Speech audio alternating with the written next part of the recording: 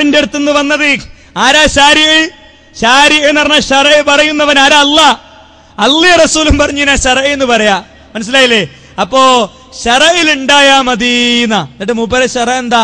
ആരെങ്കിലുമൊക്കെ എന്തെങ്കിലുമൊക്കെ പറഞ്ഞത് ആണോ? ആരെങ്കിലും എന്തെങ്കിലും പറഞ്ഞത് ശറ ആണോ?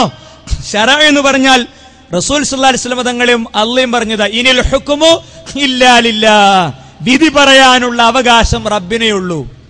വിധി പറയാനുള്ള അവകാശം റബ്ബിനേ ഉള്ളൂ. റസൂൽ സല്ലല്ലാഹു അലൈഹി വസല്ലം തങ്ങൾ അള്ളാഹ് പറഞ്ഞത് ഏറ്റു പ്രഖ്യാപിക്കുമ്പോ ഫൈന്നമാ ഹറമ റസൂലുള്ളാഹി സ്വല്ലല്ലാഹു അലൈഹി വസല്ലം കമാ ഹറമ അല്ലാഹ്. അള്ളാഹുവിന്റെ റസൂൽ നിഷിദ്ധമാക്കിയാലും അള്ളാഹ് നിഷിദ്ധമാക്കിയതുപോലെയാണ് ഇന്ന് പരിഗണിക്കണം. കാരണം എന്താ? അല ഇന്നി ഊതീതുൽ ഖുർആന വമിസ്ലഹു മഅഹു. എനിക്ക് ഖുർആനും ഖുർആൻ പോലെ വേറൊന്നും കിട്ടിയിട്ടുണ്ട്. ആ വേറൊന്ന് ഹദീസാണ്. അതെങ്ങനെ കിട്ടിയതാണ്? കാന ജിബ്രീലു യൻസുലു അലൈഹി ബിസ്സുന്ന കമാ യൻസുലു അലൈഹി ബിൽ ഖുർആൻ. ജിബ്രീൽ ഖുർആനും കൊണ്ടുവന്നതുപോലെ ഹദീസും കൊണ്ടുവന്നിട്ടുണ്ട് അല്ലേ? അതുകൊണ്ട് എനിക്ക് പറയാനുള്ള എന്താ അറിയോ? വളരെ കൃത്യം ആയത്തും ഹദീസും തന്നെ ഒരുപാട് പറയണ്ടല്ലോ. അതുകൊണ്ട് ഞാൻ കൃത്യമായിട്ട് പറയാണ് സുഹൃത്തുക്കളെ, ഈ പറഞ്ഞത് മഹാ അബദ്ധാണ്. ഒരാൾ LCD ഉപയോഗിക്കുമ്പോ LCD ഉപയോഗിച്ചതുകൊണ്ട് ഒരു കൂലി കിട്ടുമോ? കുനൂത്ത് ഓതുമ്പോ കുനൂത്തോണ്ട് ഒരു കൂലി കിട്ടുമെന്ന് വിചാരിക്കുന്നുണ്ട്. LCD ഉപയോഗിച്ചുകൊണ്ടും മൈക്ക് ഉപയോഗിച്ചുകൊണ്ട് ഒരു പ്രത്യേക കൂലി കിട്ടുമോ? കൂലി കിട്ടുമെന്ന് വിചാരിച്ചാൽ തെറ്റാണത്. LCD പ്രത്യേകം ഉപയോഗിച്ചാൽ അതിനൊരു കൂലി, സുബ്ഹാനല്ലാഹ് എന്ന് ചൊല്ലുമ്പോ കൂലി കിട്ടുമെന്ന് വിചാരിക്കുന്നത് പോലെ. ഇതൊക്കെ ഭൗതിക സംവിധാനങ്ങളാണ് സുഹൃത്തുക്കളെ. ഈ ഭൗതിക സംവിധാനങ്ങൾ നമ്മൾ ഉപയോഗിക്കണം എന്തിനാ? നമ്മുടെ സൗകര്യങ്ങൾക്ക് വേണ്ടിയാണ്. ഒട്ടകത്തുമ്മ കയറിയ കൂലി കിട്ടോ? കിട്ടൂല. ഒട്ടകം റസൂലുള്ള ഭൗതികമായി ഉപയോഗിച്ച ഒരു സംവിധാനമാണ്. ഒരാള് റസൂലുള്ള യാത്ര ചെയ്തത് ഒട്ടകത്തുമ്മയല്ലേ എന്നും വിചാരിച്ച് ഒട്ടകം ഇങ്ങനെ ഉപയോഗിച്ച് നടക്കുകയാണ്. അതുകൊണ്ട് പ്രത്യേകിച്ച് വല്ല പുണ്യം കിട്ടാണ്ടോ?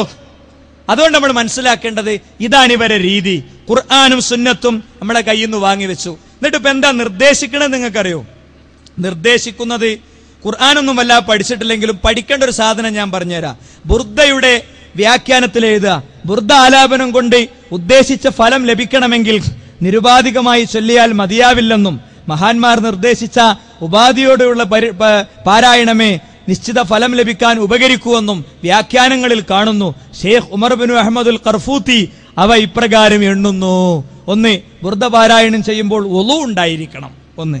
2, ഖിബിലക്ക് മുന്നിടണം. വാചകങ്ങളും ഇഅ്റാബുകളും ക്ലിപ്തപ്പെടുന്നതിൽ കണിശത കാണിക്കണം അല്ലേ? അങ്ങനെ പോന്നിട്ട് അർത്ഥം അറിഞ്ഞുകൊണ്ടായിരിക്കണം പാരായണം ചെയ്യുന്നത്. അള്ളാന്റെ കിതാബിനെ ഒന്നും വേണ്ട. സൂറത്തു ഫാത്തിഹന്റെ അർത്ഥം പഠിച്ച കൂലി വരെ കിട്ടൂല. എന്നാലോ ബുർദയാണെങ്കിലോ ഇതൊക്കെ വേണം. ഇതാണ് സുന്നത്ത് ജമാഅത്ത്. അലവി സഖാഫി വൈക്ക് വരുന്നുണ്ടെന്നാണ് ഞാൻ കേട്ടത്. ഉണ്ടെങ്കിൽ നിങ്ങൾ ഇതിന്റെ കൂടി മറുപടി പറയണം. ഈ സദസ്സ് നിങ്ങളെ മുന്നിലും വരും. ഈ സദസ്സിനെ നിങ്ങൾക്ക് വേണ്ടി ഞാൻ ക്ഷണിക്കാണ്. നിങ്ങൾക്ക് പറ്റും അങ്ങനെ ക്ഷണിക്കാൻ? എനിക്ക് പറ്റും. ഞാനിവിടെ 500 വട്ടം വരണമെങ്കിലും വരാൻ റെഡിയാ. എനിക്ക് അലവി സഖാഫിയോ ബഹുമാനനായ കാന്തപുര ഉസ്താദോ അദ്ദേഹത്തിന്റെ വയസ്സിനെയാണ് ഞാൻ മാനിക്കുന്നത്. അദ്ദേഹത്തിന്റെ വയസ്സിനെ. അതുകൊണ്ടാണ് അദ്ദേഹത്തെ ബഹുമാന്യൻ എന്ന് വിശേഷിപ്പിക്കുന്നത്. അദ്ദേഹം ഇവിടെ ചെയ്തു കൂട്ടിയ കാര്യങ്ങൾ വെച്ച് നോക്കുമ്പോൾ അദ്ദേഹത്തെ ബഹുമാന്യൻ എന്ന് വിശേഷിപ്പിക്കരുത് എന്ന് ചിലപ്പോ എന്നോട് സദസ്സ് എന്നിറങ്ങി പോകുമ്പോൾ പലരും പറയലുണ്ട്. പക്ഷേ അദ്ദേഹങ്ങളും വയസ്സില്ലേ, എന്റെ ഉപ്പാപ്പാന്റെ വയസ്സില്ലേ, ഞാൻ മാനിക്കണ്ടേ? ആ മാന്യത മാത്രമാണ് ഞാൻ പാലിക്കുന്നത്. ഇരിക്കട്ടെ, ഏതാണെങ്കിലും സുഹൃത്തുക്കളെ ഇവിടെ നിങ്ങൾ നോക്കൂ. അദ്ദേഹം വരട്ടെ, ഇനിയും വരട്ടെ. നമ്മൾ റെഡിയാണ്. ഞാനിവിടെ അക്കമിട്ട് ഉദ്ധരിക്കുന്നു. ഖുർആൻ കയ്യിൽ നിന്ന് വാങ്ങിവെച്ചു, ഹദീസ് കയ്യിൽ നിന്ന് വാങ്ങിവെച്ചു. എന്നിട്ട് ബുർദന്റെ കിതാബും മാല കിതാബും ഒക്കെ കൊടുത്തു. എന്നിട്ട് എന്താ അറിയോ ഉസ്താദുമാരിപ്പോ പറയണത്? മുജാഹിദ് പ്രസ്ഥാനം എങ്ങോട്ട് എന്ന പുസ്തകത്തിൽ ബഹുമാന്യനായ ഒരു വ്യക്തി എഴുതുകയാണ്. എന്താ അദ്ദേഹം എഴുതിയത്? സാധാരണക്കാരന് മതപണ്ഡിതനെ പിൻപറ്റൽ നിർബന്ധമാണ്.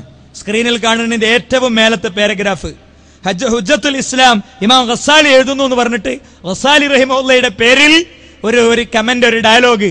എന്താ? സാധാരണക്കാരന് മതപണ്ഡിതനെ പിൻപറ്റൽ നിർബന്ധമാണ്. പണ്ഡിതൻ സത്യം പറയട്ടെ, കളവ് പറയട്ടെ, അല്ലെങ്കിൽ ശരി പറയട്ടെ, അബദ്ധം പറയട്ടെ, സാധാരണക്കാരുടെ ബാധ്യത പണ്ഡിതൻ പറയുന്നത് സ്വീകരിക്കലാണെന്ന കാര്യത്തിൽ ഇജ്മാ ഉണ്ട്. ആ ഇജ്മാ മുസ്ലിം സമുദായം എന്നോ തട്ടിയിട്ടുണ്ട് അല്ലേ?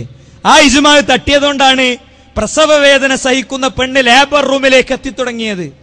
മുസ്ലിം സമുദായം ചികിത്സ തുടങ്ങിയത്, വിദ്യാഭ്യാസം തുടങ്ങിയത്, അക്ഷരപഠനം തുടങ്ങിയത്. വിറക് വെട്ടിയുടെ മോൻ വിറക് വെട്ടിയായും വെള്ളം കോരിയുടെ മോൻ വെള്ളം കോരിയായും മാത്രം വളരണമെന്നിടത്ത് നിന്ന് മാറിയത്. ശ്രീ സച്ചാർ അദ്ദേഹത്തിന്റെ റിപ്പോർട്ട് UPA ഗവൺമെന്റിന്റെ മുന്നിൽ വെച്ചപ്പോൾ, സോണിയാഗാന്ധിയുടെയും മൻമോഹൻ സിംഗിന്റെയും മുന്നിൽ വെച്ചതിന്റെ ശേഷം അദ്ദേഹം അറ്റൻഡ് ചെയ്ത ഒരുപാട് ഇന്റർവ്യൂകളുണ്ട്, പ്രസ് ഡിബേറ്റുകളുണ്ട്. അതിന്റെ ഡീറ്റെയിൽസ് നമുക്ക് അവൈലബിൾ ആണ്. അതിൽ എവിടെയോ ഞാൻ വായിച്ചത് ഓർക്കുന്നുണ്ട്. അദ്ദേഹം പറഞ്ഞു, ഞാൻ ഡൽഹിയിലെയും അതേപോലെ തന്നെ കൊൽക്കത്തയിലെയും ഒക്കെ ഇന്ത്യയിലെ മൾട്ടി നഗരങ്ങളിൽ, ഉന്നതമായ നഗരങ്ങളിൽ ഞാൻ യാത്ര ചെയ്തപ്പോ മനുഷ്യൻ വലിക്കുന്ന വണ്ടി കണ്ടു. മനുഷ്യൻ വലിക്കുന്ന വണ്ടി, കാളക്കു പകരം മനുഷ്യൻ വലിക്കുന്ന വണ്ടി, മനുഷ്യൻ വലിക്കുന്ന റിക്ഷ ഞാൻ കണ്ടു. ഞാൻ കാറ് നിർത്തി അവരുടെ പേര് വിവരങ്ങൾ അന്വേഷിച്ചപ്പോൾ ഒക്കെ മുസ്ലിം സമുദായത്തിലെ മെമ്പർമാരാണ്. അദ്ദേഹം എന്തുകൊണ്ട് സച്ചാർ കമ്മീഷൻ റിപ്പോർട്ടുകൾ ഇന്ത്യയിൽ നടപ്പിൽ വരുത്തണമെന്ന ഡിസ്കഷന്റെ ഇടയ്ക്ക് അദ്ദേഹം പറഞ്ഞ വാചകമാണിത്. സുഹൃത്തുക്കളെ, ഞാൻ സൂചിപ്പിച്ചത് അദ്ദേഹം പറഞ്ഞു മുസ്ലിം മെമ്പർമാരായിരുന്നു അത് എന്ന്. തന്റെ റിപ്പോർട്ട് നടപ്പിലാക്കേണ്ടതിന്റെ ആവശ്യകത പറയാണ്. അങ്ങനത്തെ മനുഷ്യൻ മരിക്കുന്ന ഒരു വണ്ടി പോലും എന്തേ കേരളത്തിൽ ഇല്ലാതിരുന്നത്? എന്തുകൊണ്ടാണ് ഇല്ലാതിരുന്നത്? നമ്മൾ ജമാഅത്തിനു വേണ്ടി എല്ലാവരും ഇപ്പൊ പിരിയും. ഒരു 10 മിനിറ്റ് കൊണ്ട് ജമാഅത്തിനു വേണ്ടി നമ്മൾ പിരിയെന്ന് സൂചിപ്പിക്കുകയാണ്. അല്ല, ഒരു ബാങ്ക് കഴിഞ്ഞല്ലോ, നമ്മൾ അതിന് ജവാബും കൊടുത്തു. ഇനി നമുക്ക് തുടർന്നതിന് മതപരമായ വിലക്കില്ല എന്നാണ് ഞാൻ മനസ്സിലാക്കുന്നത്. ഏതാണെങ്കിലും ഇവിടെ നമ്മളെ സംബന്ധിച്ചിടത്തോളം ഇത്തരം ഒരു സാഹചര്യത്തിൽ നിന്നുകൊണ്ട് വേണം നമ്മൾ വിഷയത്തെ കാണാൻ. മതപണ്ഡിതൻ സത്യം പറയട്ടെ, കളവ് പറയട്ടെ, അബദ്ധം പറയട്ടെ, ശരി പറയട്ടെ. എന്താ സാധാരണക്കാര് പറഞ്ഞ ആരാ? നമ്മളൊക്കെ അല്ലേ? സദസ്സിൽ നിന്ന് ഇങ്ങോട്ട് തിരിഞ്ഞിരിക്കുന്ന ആളുകൾ. നമ്മൾ മതപണ്ഡിതൻ പറയണ കളവും സ്വീകരിക്കണം എന്നാണ്. അത് കളവും സ്വീകരിക്കണം എന്നുള്ളത് കൊണ്ട് തന്നെയാണ് ഇവർ സുഹൃത്തുക്കളെ പലപ്പോഴും പ്രമാണങ്ങൾ കയ്യിൽ നിന്ന് വാങ്ങി വെച്ചിട്ട് പിന്നെ ചെയ്തൊരു പണി എന്താ അറിയോ? നിങ്ങൾ അടുത്ത നമ്പർ ഇട്ട് എണ്ണുക. വിശുദ്ധ ഖുർആനിലെ ആയത്തുകൾ, വിശുദ്ധ ഖുർആനിൽ ഇല്ലാത്ത ആയത്തുകൾ ഉണ്ടാക്കുകയാണ്. എന്താ? ലൗലാക്ക ലൗലാക്ക ലമാ ഖലഖതുൽ അഫ്ലാഖ് ബ്രാക്കറ്റിൽ വീഖു. നബിയെ, അങ്ങില്ലായിരുന്നുവെങ്കിൽ ലോകത്തെ തന്നെ ഞാൻ പടക്കില്ലായിരുന്നു എന്ന് ബ്രാക്കറ്റിൽ വീഖു. അപ്പൊ ചില കുട്ടികള് ഇതേ അലവി സഖാഫി പങ്കെടുത്ത മുഖാമുഖത്തിന് പോയി. എന്നിട്ട് ചോദിച്ചു, ഉസ്താദെ, ഇവിടെ ഖുർആനിൽ ഇങ്ങനത്തെ ഒരു ആയത്തില്ലല്ലോ, വിശുദ്ധ ഖുർആൻ അങ്ങനെ ഒരു ആയത്തില്ലല്ലോ. അപ്പൊ അദ്ദേഹം, അല്ലെങ്കിൽ അദ്ദേഹത്തെ പോലെ ചില പണ്ഡിതന്മാർ പറഞ്ഞത് അത് വിശുദ്ധ ഖുദ്സിയായ ഹദീസ് ആണ് എന്നാണ്. മനസ്സിലായില്ലേ? അത് വിശുദ്ധമായ ഖുദ്സിയായ ഹദീസ് എന്ന് പറഞ്ഞാൽ അള്ളാഹു റസൂലുള്ളാഹിക്ക് നേരിട്ട് പറഞ്ഞെടുത്തത് അതാണ് ഖുദ്സിയായ ഹദീസ്. ഖുർആനും അതും തമ്മിൽ ചില വ്യത്യാസങ്ങളുണ്ട് അല്ലേ? ഖുർആനിന്റെ സ്ഥാനം അതിനില്ല. പക്ഷേ റസൂലുള്ളാഹി പറയുന്ന ഹദീസിന്റെ തൊട്ടു മേലെയാണ് അതുള്ളത്. ഖുർആനിന്റെയും റസൂലുള്ളാഹിയിലൂടെ വന്ന ഹദീസിന്റെ വേർഡിങ്സിന്റെയും രണ്ടിന്റെ ഇടയിലുള്ള ഒരു ഇമ്പോർട്ടൻസ് അതിനുണ്ട്. നിങ്ങൾ ആലോചിക്കണം. അപ്പൊ ഞാൻ എണ്ണമിട്ട് പറയാണ്. 5ാമത്തെ കാര്യം പറയാണ്, ഖുർആനിൽ ഇല്ലാത്ത ആയത്തുണ്ടാക്കിയ പാർട്ടിയാണ് ബഹുമാനായ അലവി സഖാഫിന്റെ പാർട്ടി. ഇനി അടുത്തത്, അപ്പൊ ഈ കുട്ടി ചോദിച്ചു, വിശുദ്ധ ഖുദ്സിയായ ഹദീസാണെങ്കിൽ അതെവിടെ ഉസ്താദേ?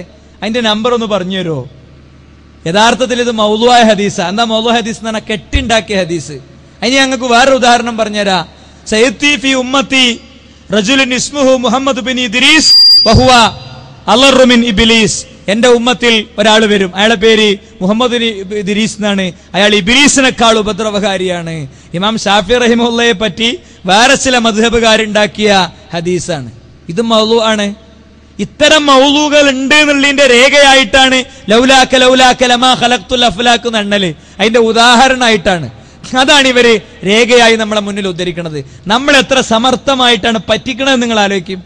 ഇനി അടുത്തത് 1 ഖുർആൻ കയ്യിൽ നിന്ന് വാങ്ങിവെച്ചു, 2 ഹദീസ് കയ്യിൽ നിന്ന് വാങ്ങിവെച്ചു, 3 പണ്ഡിതൻ പറയുന്ന കളവ് സ്വീകരിച്ചാൽ മതി എന്ന് പറഞ്ഞു, 4 ഇല്ലാത്ത ആയത്തുണ്ടാക്കി, 5 ഉള്ള ആയത്തിന്റെ ഹർക്കത്തും മാറ്റി അർത്ഥവും മാറ്റി. നിങ്ങൾക്ക് സ്ക്രീനിൽ കാണാം.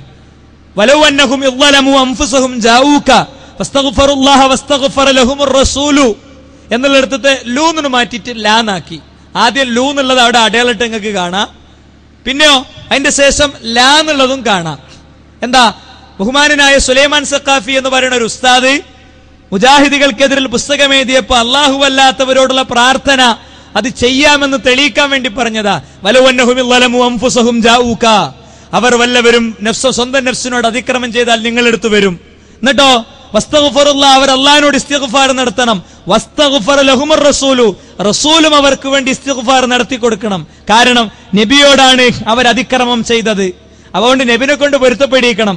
എന്നിട്ട് നബി അവർക്ക് വേണ്ടി പ്രാർത്ഥിക്കണം എന്നുള്ളിടത്ത് അവർ അള്ളാഹുവിനോട് ഇസ്തിഗ്ഫാർ നടത്തും, റസൂലുള്ളാഹിനോടും ഇസ്തിഗ്ഫാർ നടത്തുന്നാക്കി.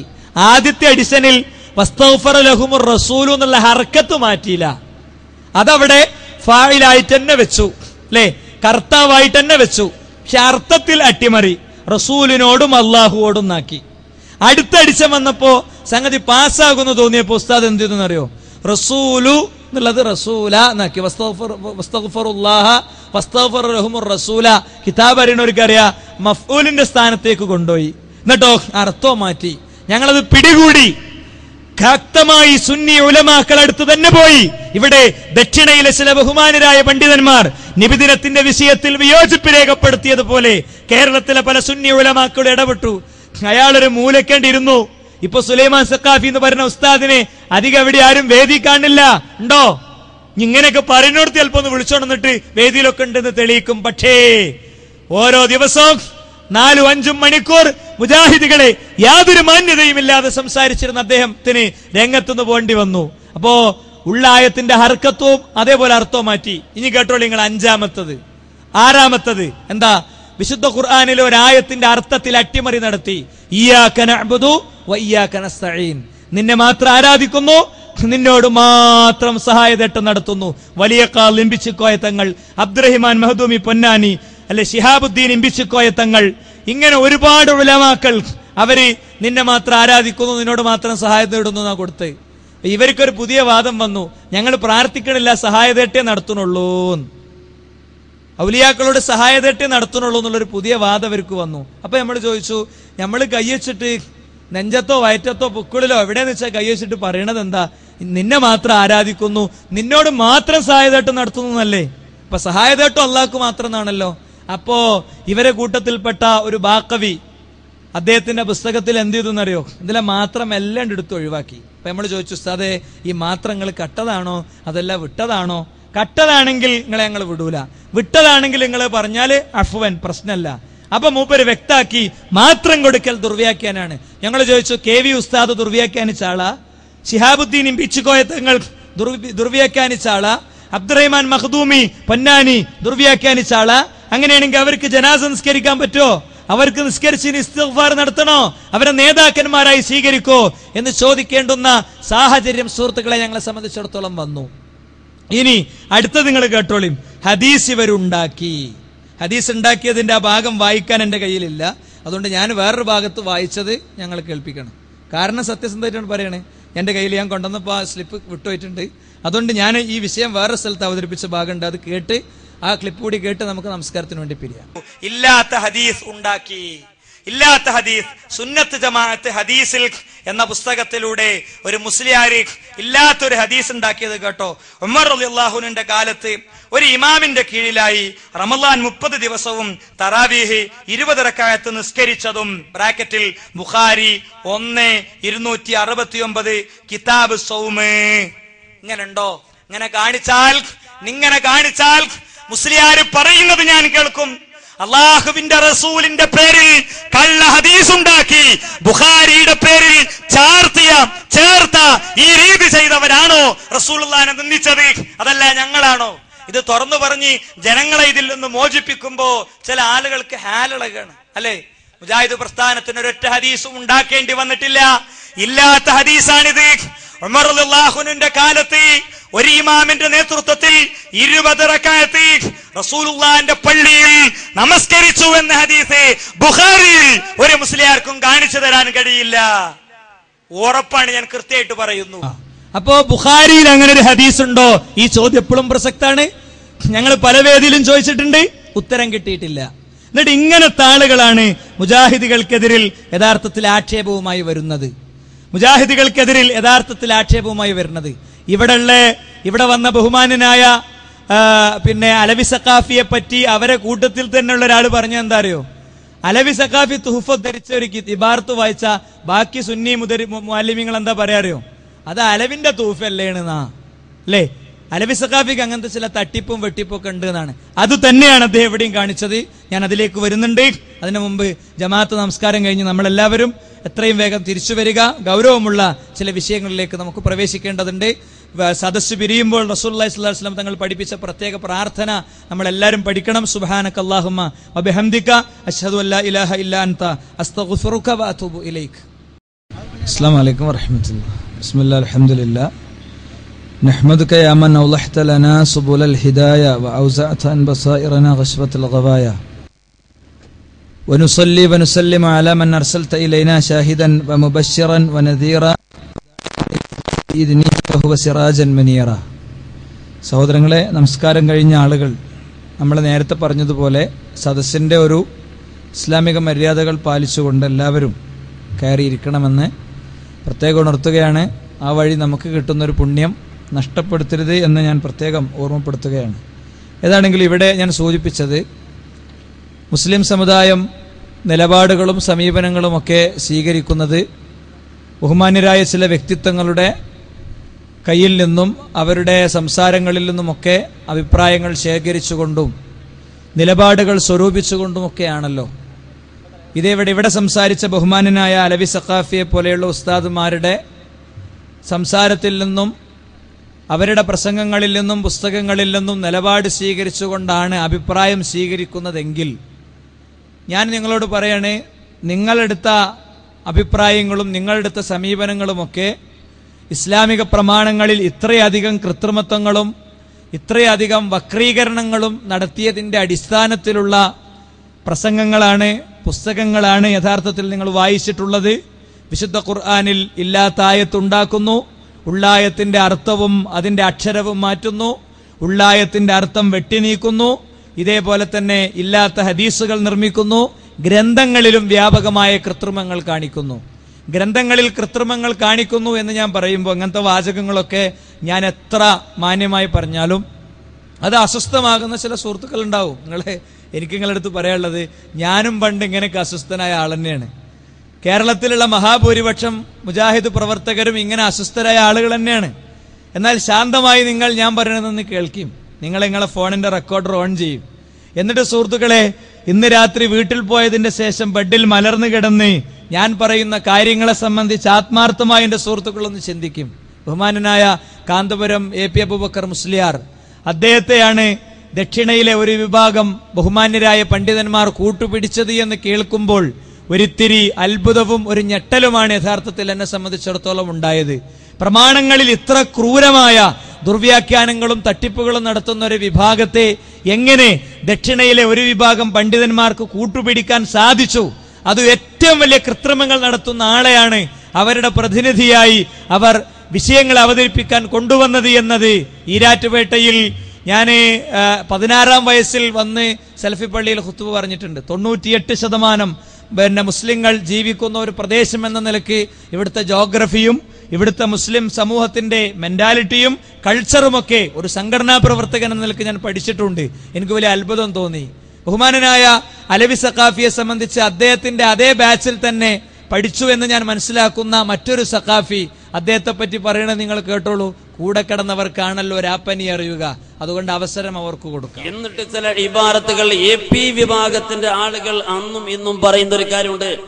അലവി സഖാഫി ഒരു ഇബാറത്ത് വായിച്ചാൽ അവർ തന്നെ പറയുന്ന ഭാഷയിൽ പറയട്ടെ, അത് അലവിന്റെ തൂഫല്ലേ എന്നാ പറയല്, അത് അലവിന്റെ തൂഫല്ലേ എന്നാ പറയല്. കാരണം എന്താ, ഇവിടെ വന്നപ്പോ കുറച്ച് കിതാബെങ്കിലും അട്ടിവെച്ചു. ഈ ഖളാഉമായി ബന്ധപ്പെട്ട തിരൂരങ്ങാടിയിലെ വിഷയവുമായി ബന്ധപ്പെട്ട വിഷയം ഒരു വരി പോലും ഇല്ലാത്ത കിതാബുകൾ അട്ടിയട്ടിയായി വെച്ചിട്ടുണ്ട്. അവിടെ കൊണ്ടുവന്ന വിഷയം ഇതിലേക്ക് ആവശ്യമുള്ളൊന്നല്ല. എന്നിട്ട് അങ്ങനത്തെ കുറെ കിതാബുകൾ കൊണ്ടുവന്ന് അട്ടിവെച്ചിട്ടുണ്ട്. നേരത്തെ ഇയാൾക്കുള്ള സ്വഭാവം എന്താ, ഒരു ഡയറിയിൽ കുറെ കുത്തിപ്പിടിച്ചിട്ട് ഇയാള് മുജാഹിദികളോട് പറയുന്ന രൂപത്തിൽ ഇതാ തൂഫയിൽ ഇതാ പറഞ്ഞിട്ടുണ്ട്, അടുത്ത പേജ് മറിച്ച് നിഹായയിൽ ഇതാ പറഞ്ഞിട്ടുണ്ട്, അടുത്ത പേജ് മറിച്ച് മുഗനീതാ, ഒക്കെ ഒരു സാധനം ഒന്ന് തന്നെയാ. ഇങ്ങനെ ജനങ്ങളെ കബളിപ്പിച്ച് നടക്കുക. അങ്ങനെ അവര് തൊലാഖ് സംവാദം നടക്കുന്ന സമയത്ത് വരെ എന്തു ചെയ്യണമെന്ന് തീരുമാനിച്ചിരുന്നു. അപ്പോ ഇവർ രണ്ട് വിഭാഗവും EK വിഭാഗവും AP വിഭാഗവും തമ്മിൽ നടന്ന ഒരു സംവാദത്തിന്റെ കഥയാണ് അദ്ദേഹം പറയുന്നത്.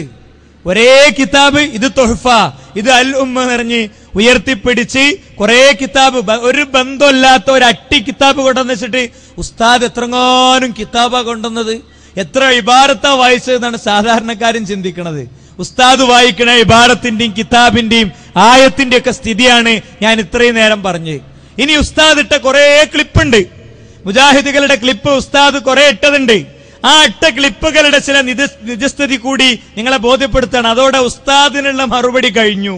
പിന്നെ അല്ലറ ചില്ലറ അദ്ദേഹം പറഞ്ഞ മസലകളുണ്ട്, ആ മസല ഞാൻ ക്ലിയർ ചെയ്തോളാം.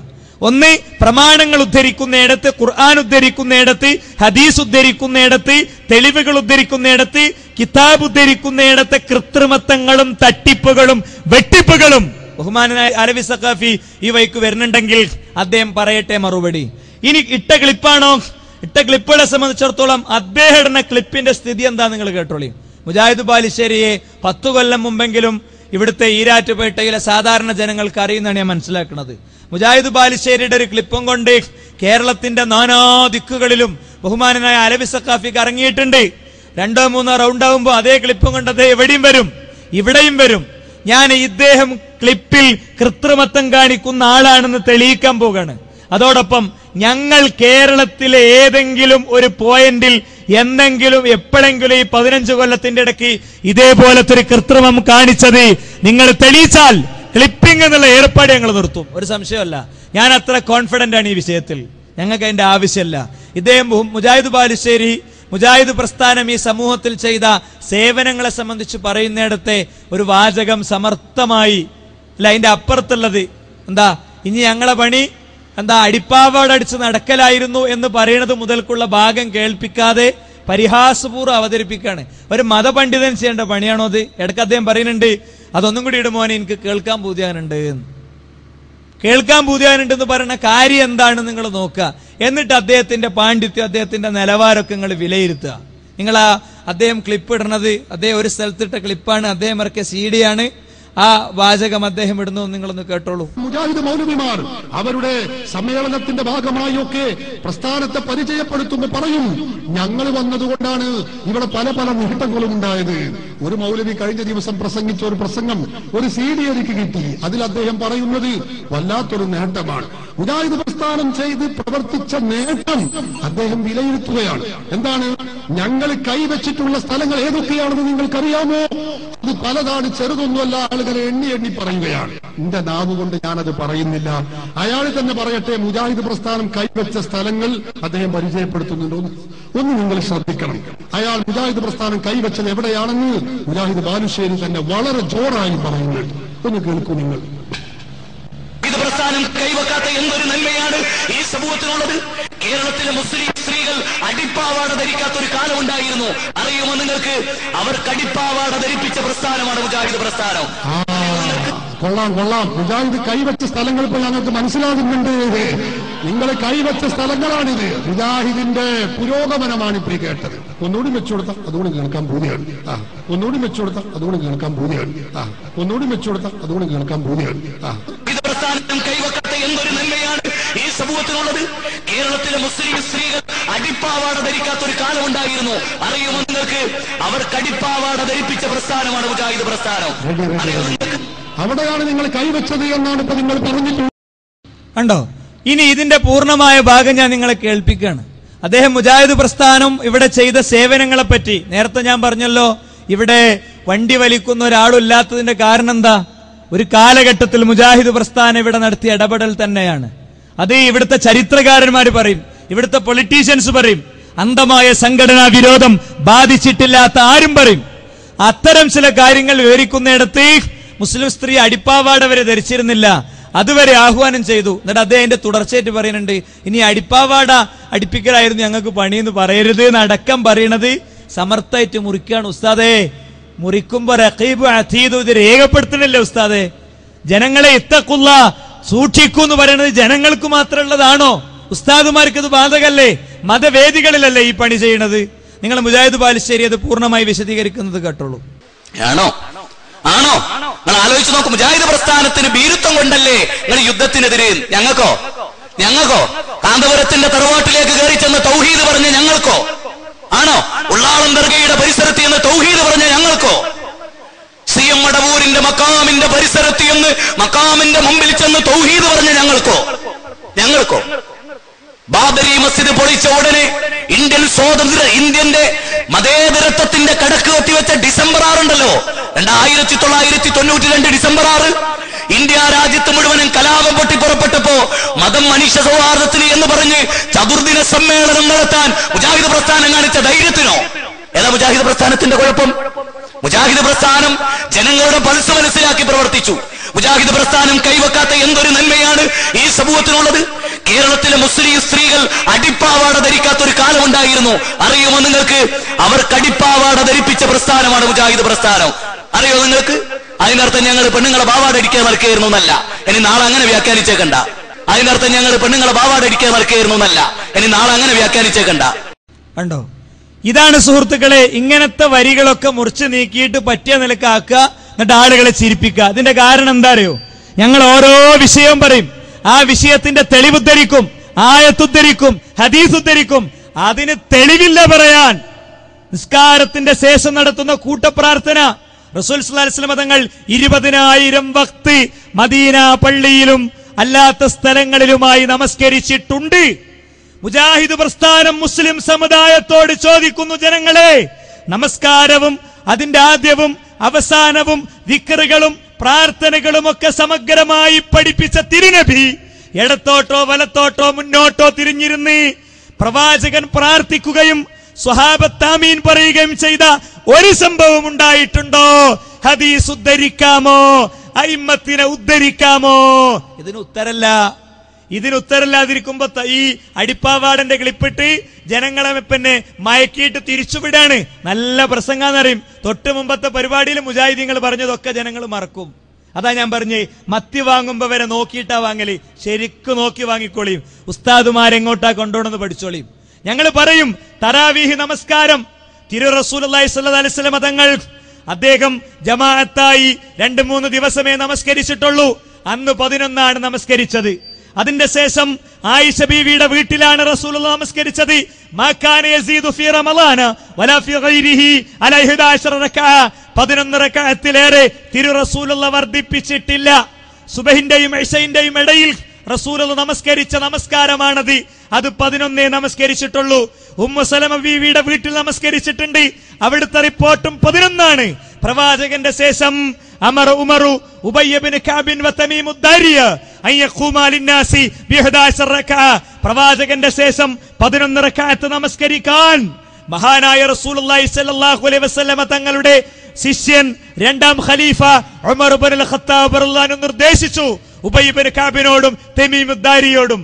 അതുകൊണ്ട് തന്നെ ഇമാം മാലിക് പറഞ്ഞു, എനിക്കിഷ്ടം അവര് ചെയ്ത ആ 11 എന്ന് പറഞ്ഞു. എത്ര തെളിവ്? 1 മിനിറ്റ് കൊണ്ട് ഞാൻ ഉദ്ധരിച്ചത് 3 തെളിവ്. ഇതിന്റെ മറുപടി എന്താ? മുജാഹിദീങ്ങൾ കൈവച്ചേരി നിങ്ങൾക്ക് അറിയോ? ഒന്നും കൂടി ഇട്ടെടുക്കുമോനെ, കേൾക്കാന്നല്ല സുഖണ്ട് അല്ലേ? ഇങ്ങനെ പറയുകയാണെങ്കിൽ എന്തൊക്കെ എനിക്ക് ഇടാനുണ്ട്. ഖബറ് കെട്ടിപ്പൊക്കരുത് ജനങ്ങളെ. കാരണം ഒന്ന്, നഹാ റസൂലുള്ളാഹി സ്വല്ലല്ലാഹു അലൈഹി വസല്ലം അൻ യുജസ്സിസൽ ഖബറു വൻ യുഖഅദ അലൈഹി വൻ യുബ്ന അലൈഹി. ആ കുട്ടി ഇങ്ങനെ എന്തൊക്കെയോ വിളിച്ചു പറയണമെന്ന് നോക്കണ്ട. കിതാബ് എടുക്കിങ്ങൾ, എന്നിട്ട് മറിക്കും. ഞാൻ വായിക്കണില്ലേ, ഹർഫിൽ വ്യത്യാസം ഉണ്ടെങ്കിൽ പറയും. ഇമാം മുസ്ലിം 970 ഹദീസ് എഴുതിച്ചോളി. എന്താ? നഹാ റസൂലുള്ളാഹി സ്വല്ലല്ലാഹു അലൈഹി വസല്ലം, അല്ലാഹുവിന്റെ റസൂൽ വിരോധിച്ചിരിക്കുന്നു, അൻ യുജസ്സിസൽ ഖബറു, ഖബർ കെട്ടിപ്പൊക്കുന്നത്, കുമ്മായം പൂശുന്നത്, വയുഖഅദ അലൈഹി, അതിന്മേൽ ഇരിക്കുന്നത്, വൻ യുബ്ന അലൈഹി, അത് കെട്ടിപ്പൊക്കുന്നതും. ഈ നിർദ്ദേശം സ്വഹാബത്ത് എന്ത് ചെയ്തു? റസൂൽ സല്ലല്ലാഹു അലൈഹി വസല്ലം തങ്ങളുടെ തിരുമേനിയുടെ ഖബറിന്റെ കാര്യത്തിലും പാലിച്ചു. റുഫിഅ ഖബറുഹു അനിൽ അർളി ശിബ്റ. റുഫിഅ ഖബറുഹു അനിൽ അർളി ശിബ്റ. അല്ലേ? റസൂൽ സല്ലല്ലാഹു അലൈഹി വസല്ലം തങ്ങളുടെ ഖബർ ഭൂമിയിൽ നിന്നൊരു ചാണാണ് ഉയർത്തിയത്. റോം എന്ന പ്രദേശത്ത് ചെന്നപ്പോൾ ഒരു സ്വഹാബി മരിച്ചപ്പോൾ ആ സംസ്കരണ ചടങ്ങുകൾക്ക് നേതൃത്വം കൊടുത്ത വ്യക്തി അവിടെ വെച്ച് പറഞ്ഞു, സമിഅതു റസൂലുള്ളാഹി സ്വല്ലല്ലാഹു അലൈഹി വസല്ലം യഅ്മുറു ബിതസ്വിയതിഹാ. പ്രവാചക തിരുമേനി ഖബർ പരത്താൻ നിർദ്ദേശിക്കുന്നത് ഞാൻ കേട്ടിട്ടുണ്ട്. അതുകൊണ്ട് തന്നെ അലി ബിൻ അബി ത്വാലിബ് റളിയല്ലാഹു അൻഹു അധികാരം ഏറ്റെടുത്തപ്പോൾ ആദ്യം ചെയ്തത് എന്താ? അബുൽ ഹിയാജുൽ അസ്വദിയെ വിളിച്ചു. എന്നിട്ട് പറഞ്ഞു, അല്ലാ തദഅ തിംസാലൻ ഇല്ലാ തമസ്തഹു വലാ ഖബ്റൻ മുശ്രിഫൻ ഇല്ലാ സവൈതഹു. നീ ഒരൊറ്റ ഖബറും ഉയർന്നു നിൽക്കുന്ന ഒരു ഖബറും അടിച്ചു നിരത്താതെ ഒഴിവാക്കരുത്. ഈ ഖബറൊക്കെ കാഫിറുകളുടെ ഖബറല്ലേ? അല്ല, അല്ല. എന്താ? യഅനി ഖുബൂറൽ മുസ്ലിമീൻ. മസാനീദുകൾ രേഖപ്പെട്ട് കിടക്കുന്നു. അബ്ദുർ റസാഖ് രേഖപ്പെടുത്തിയിരിക്കുന്നു, യഅനി ഖുബൂറൽ മുസ്ലിമീൻ, മുസ്ലിമീങ്ങളുടെ ഖബറാണ് ഇവിടെ ഉദ്ദേശിച്ചത്. ഇനിയോ അയിമത്ത് എന്തു പറഞ്ഞു? അഇമ്മത്ത് എന്തു പറഞ്ഞു? റസൂലുള്ളാഹിന്റെ പച്ചക്കുബ്ബല്ലേന്നാ. റസൂലുള്ളാഹി സ്വല്ലല്ലാഹു അലൈഹി വസല്ലം നിങ്ങൾക്ക് ശേഷം 600 കൊല്ലത്തിന്റെ ശേഷം പച്ചക്കുബ്ബ വന്നത് എന്ന് അലവി ഉസ്താദിന്റെ തന്നെ പത്രം എഴുതിയത് ഒന്നിലധികം രേഖ എനിക്ക് ഹാജരാക്കാൻ സാധിക്കും. 600 കൊല്ലത്തെ മുസ്ലിങ്ങൾ കാണാത്ത പച്ചക്കുബ്ബ അതെന്തേ പിന്നെ എന്നിട്ട് പൊളിക്കാത്തതെന്നാ? അള്ളാഹുവിന്റെ റസൂൽ എന്തേ ഹിജർ ഇസ്മായിലിനെ പുറത്തിട്ടുകൊണ്ട് തന്നെ കഅബാലയെ നിലനിർത്തിയത്? ആയിഷ ബീവിനോട് പറഞ്ഞു, ആയിഷ, നിന്റെ ജനങ്ങൾ അവര് ഖബർ കെട്ടിപ്പൊക്കുന്നതുമായി ബന്ധപ്പെട്ട് പ്രവാചക തിരുമേനി സല്ലല്ലാഹു അലൈഹി വസല്ലം തങ്ങൾ പഠിപ്പിച്ച ഹദീസുകളെ വിലയിരുത്തുമ്പോൾ കൂട്ടി നിങ്ങൾ എണ്ണുക. എന്താ എണ്ണേണ്ടതെന്നറിയോ? നിങ്ങൾ കൂട്ടി എണ്ണേണ്ടത് എന്താണെന്നറിയോ? ശരിക്ക് കേട്ടോ നിങ്ങള്. അത് കടലാസ് അങ്ങനെ വരും. ആ വരുന്ന മൊത്തം കടലാസിന് ഞാൻ ലാസ്റ്റ് പറഞ്ഞോളാം. അതിപ്പോ ഇവിടെ പുത്തിരിയൊന്നല്ല. അത് ഓരിങ്ങനെ ഓൽക്കുള്ള സംശയം തീർക്കാൻ വേണ്ടി ചെയ്യണതാണ്. നിങ്ങൾ ഓരോ തെറ്റിദ്ധരിക്കേണ്ട കാര്യമൊന്നുമില്ല. സാരല്ല. ചിലപ്പോൾ ചെറിയ പിന്നെ അസുഖത്തിന്റെ ഭാഗമായിട്ടൊക്കെ ഉണ്ടാലുണ്ട്. സാരല്ല. അങ്ങനത്തെ വേളം കൊണ്ട് ഒന്നും നടക്കൂല. ഇവിടെ ആളുണ്ട്, ഇവിടെ നിയമപാലകരുണ്ട്, ഒക്കെ ഉണ്ട്. ഒറ്റ ആളും എണീക്കരുത്. ഏയ് ഇത് കൺട്രോൾ ചെയ്യാൻ എനിക്ക് പറ്റും. നിങ്ങൾ അവിടെ ഇരിക്കുക. ആ വയസ്സായ ആൾ അവിടെ ഇരിക്കുക. മുജാഹിദ് പ്രസ്ഥാനത്തിന്റെ സദസ്സ് ഞാൻ പറഞ്ഞാൽ കേൾക്കുന്ന സദസ്സാണ്. ഇവിടുന്ന് പറഞ്ഞാൽ ഒരു കുട്ടി എണീക്കൂല. അത് ഞാൻ എന്റെ പവറല്ല. അതെന്താ അറിയോ? ഞങ്ങൾ പഠിപ്പിച്ച സംസ്കാരമാണ്. അതുകൊണ്ട് അങ്ങനത്തെ ഒരു ബേജാറില്ല. ഞാൻ ഹദീസ് ഉദ്ധരിക്കുമ്പോൾ നിങ്ങൾക്ക് പേടിണ്ടാവും. നിങ്ങളെ ഉസ്താദിന് തിരിച്ചിങ്ങോട്ട് കൊണ്ടുവന്നേരാൻ ഒന്നുമില്ല. കേട്ടോ നിങ്ങള് ഞാൻ പറയണത്. ഇവിടെ അള്ളാഹുവിന്റെ റസൂൽ എന്താ പറയണത്? ആയിഷ, ഞാൻ കഅബാലയം പൊളിച്ച ആളാണ്. പിന്നെ നിന്റെ ജനങ്ങൾ പറയൂലായിരുന്നെങ്കിൽ ഞാൻ ഇതും കൂടി ഉള്ളിലേക്കാക്കി പടുത്ത് കെട്ടുമായിരുന്നു എന്നാണ്. അതന്നെ പ്രശ്നം. ഒരു ഫിത്നയെ ഭയന്നുകൊണ്ട് സൗദി അറേബ്യന്റെ ഗവൺമെന്റ് അത് ചെയ്തില്ല. എന്നാൽ ഇമാം ഷാഫി റഹിമഹുല്ലാഹ് എന്ത് പറഞ്ഞു? ഭൂമിക്കു മുകളിൽ ഒരു ചാണുയർത്തുന്നത് എനിക്കിഷ്ടമുള്ളൂ. അല്ലേ? ഇമാം നവവി എന്തു പറഞ്ഞു? വഹാദാ മദ്ഹബു ശാഫിഈ, ഇതാണ് ശാഫിഈ മദ്ഹബ്. കൃത്യമായി പറഞ്ഞു. ഇനി വേണോ? ഇനി കൃത്യമായിട്ട് നോട്ട് ചെയ്ത് ക്ലിയർ ചെയ്ത് എഴുതി വെച്ച് പഠിക്കേണ്ട മസല എന്താ? വതജിബുൽ മുബാദിറതു ലിഹദ്മിഹാ വഹദ്മിൽ ഖിബാബില്ലതി അലൽ ഖബർ ഇദ് ഹിയ അളറു മിൻ മസ്ജിദിൽ ളിറാർ.